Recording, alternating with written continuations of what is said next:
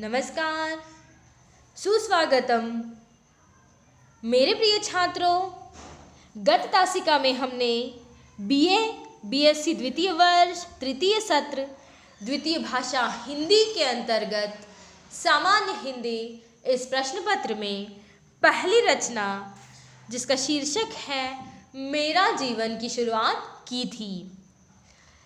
मेरा जीवन इस रचना को पढ़ने से पहले हमने साहित्यकार प्रेमचंद के व्यक्तित्व एवं कृतित्व पर भी विस्तार से चर्चा की है।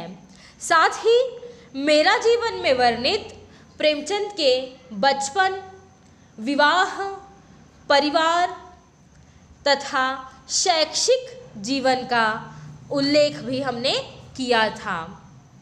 मेरा जीवन इस रचना के दूसरे भाग में प्रेमचंद ने अपने साहित्यिक सफ़र के आरंभ के विषय में चर्चा की है, जिसका अध्ययन आज की तासिका में हम करेंगे।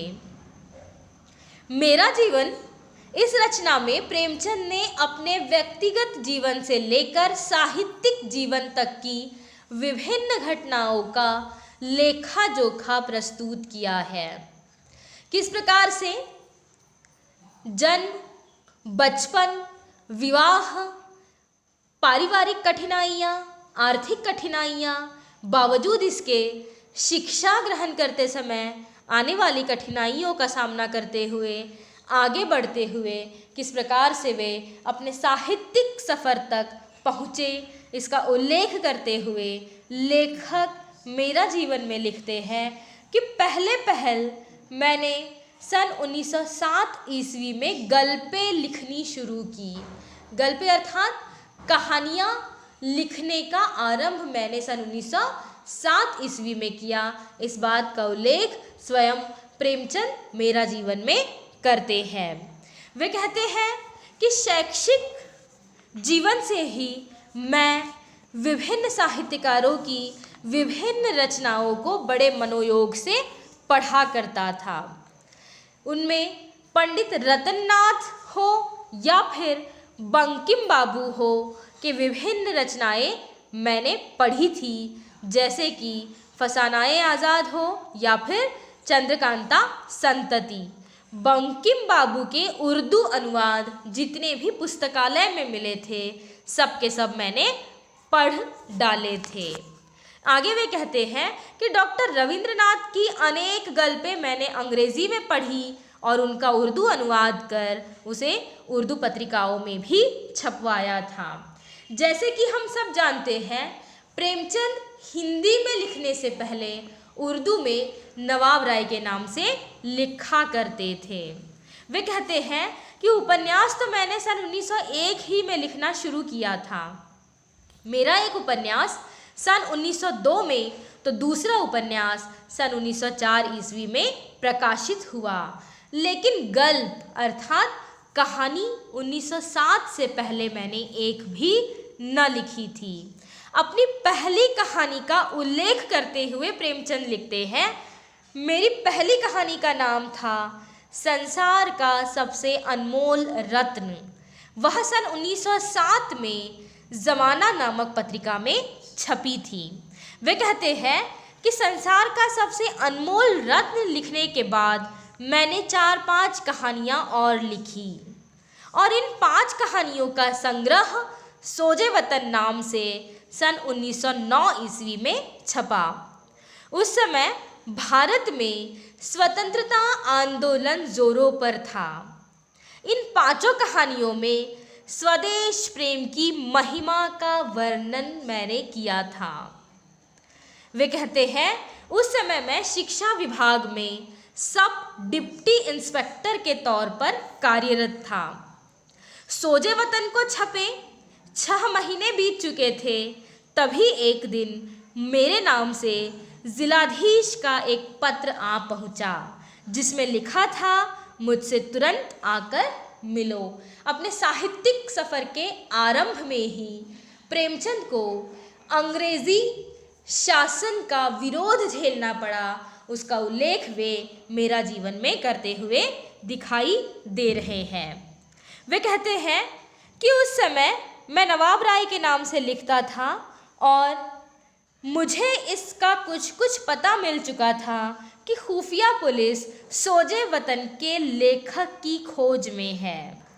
जैसे ही मैं जिलाधीश महोदय के सामने पहुंचा, मैंने पाया कि उनके सामने सोजे वतन इस पुस्तक की एक प्रति रखी हुई थी, जिसे देखकर मैं समझ गया कि उन लोगों ने इस पुस्तक के लेखक को खोज निकाला है और इसी की जवाबदेही के लिए उन्होंने मुझे यहाँ पर बुलाया है। प्रेमचंद कहते हैं कि साहब ने मुझसे पूछा, यह पुस्तक क्या तुमने लिखी है? मैंने स्वीकार किया।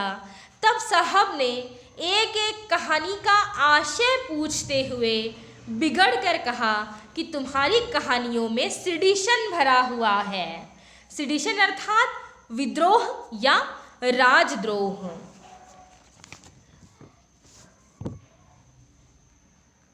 जिलाधीश महोदय ने मुझसे कहा कि मैं सोजे वतन की सारी प्रतियां सरकार के हवाले कर दूं और उनकी अनुमति के बिना कुछ भी न लिखूं। तब मैंने 700 प्रतियां जमाना कार्यालय से मंगवाकर साहब की सेवा में अर्पण कर दी। इस प्रकार से प्रेमचंद का आरंभिक साहित्यिक लेखन का अनुभव रहा। उसके पश्चात उन्होंने पेचिश नामक रोग का भी जिक्र किया है, जिससे वह पीड़ित थे। हमीरपुर जैसे स्थान में या फिर रोहिलखंड जैसे स्थानों पर तबादला होता गया और पेचिश जोर पकड़ने लगा, जिसका उल्लेख भी उन्होंने विस्तृत रूप से मेरा जीवन में किया है। वे कहते हैं कि तब मैंने दौरे की नौकरी छोड़ दी और बस्ती हाई स्कूल में मैं स्कूल मास्टर बन गया। यहाँ से तबादला होकर गोरखपुर पहुँचा। पेचिश पूर्ववत जारी ही रहा। यहाँ पर वो कहते हैं कि मेरा परिचय महावीर प्रसाद जी पोद्दार से हुआ, जो साहित्य के मर्मज्ञ थे, राष्ट्र के सच्चे और बड़े ही उद्योगी पुरुष थे, जो सरस्वती पत्रिका के संपादक भी थे। प्रेमचंद कहते हैं कि बस्ती से ही मैंने सरस्वती पत्रिका में कई गल्पें छपवाई थी। पोद्दार जी की प्रेरणा से ही मैंने फिर उपन्यास लिखना आरंभ किया और पोद्दार जी की प्रेरणा से ही सेवा सदन की सृष्टि हुई। वहीं पर मैंने प्राइवेट बीए भी पास किया और सेवा सदन का जो आदर हुआ उससे उत्साहित होकर मैंने प्रेमाश्रम नामक उपन्यास लिख डाला। साथ ही कहानियां भी बराबर लिखता रहा। पुनश्च एक महोदय का उल्लेख करते हुए वे लिखते हैं कि एक दिन संध्या समय उर्दू बाजार में मेरी भेंट श्री दशरथ प्रसाद जी द्विवेदी से हुई, जो स्वदेश नामक पत्रिका के संपादक थे। कभी कभी उनसे भी साहित्यिक चर्चा हुआ करती थी और इस प्रकार से मेरा साहित्यिक सफ़र धीरे धीरे आगे की ओर बढ़ रहा था।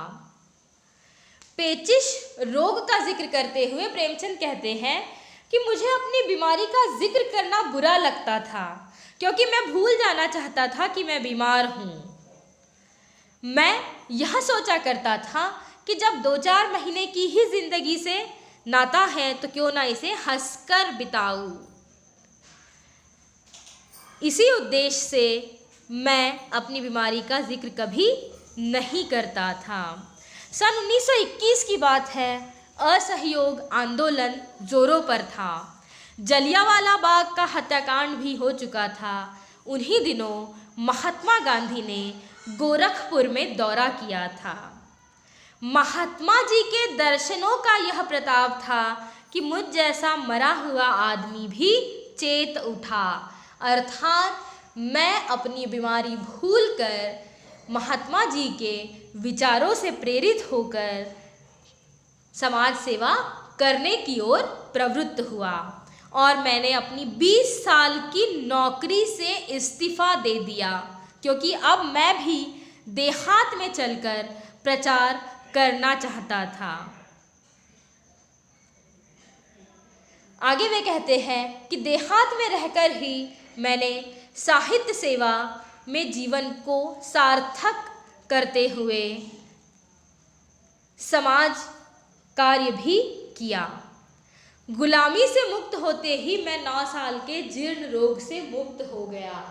जैसे ही देश को स्वतंत्रता मिली, वैसे ही मैं पिछले 9 साल से जिस जीर्ण रोग से अधिक परेशान था, उससे भी मुझे मुक्ति मिल गई। रचना के अंत में प्रेमचंद कहते हैं कि मेरे इस अनुभव ने मुझे कट्टर भाग्यवादी बना दिया। अब मेरा दृढ़ विश्वास है कि भगवान की जो इच्छा होती है वही होता है, और मनुष्य का उद्योग भी इच्छा के बिना सफल नहीं होता। अर्थात वे कहते हैं कि जब जो होना है तभी वह होता है। मेरा यह अनुभव रहा कि जैसे ही देश को आज़ादी मिली, वैसे ही मुझे भी अपने जीर्ण रोग से मुक्ति मिल गई, और इस अनुभव ने मुझे कट्टर भाग्यवादी बना दिया। यहाँ पर रचना का अंत होता है। मेरा जीवन, इस रचना में साहित्यकार प्रेमचंद ने अपने व्यक्तिगत तथा साहित्यिक जीवन की विभिन्न घटनाओं का चित्रण किया है। मेरा जीवन, यह रचना आत्मवृत्त या आत्मकथात्मक विधा से संबंधित है, जिसका अध्ययन हमने किया है।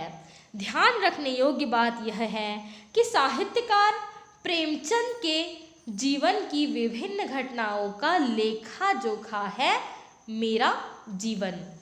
अगली तासिका में हम दूसरी रचना, जिसका शीर्षक है नीलकंठ मोर, पर चर्चा करेंगे। धन्यवाद।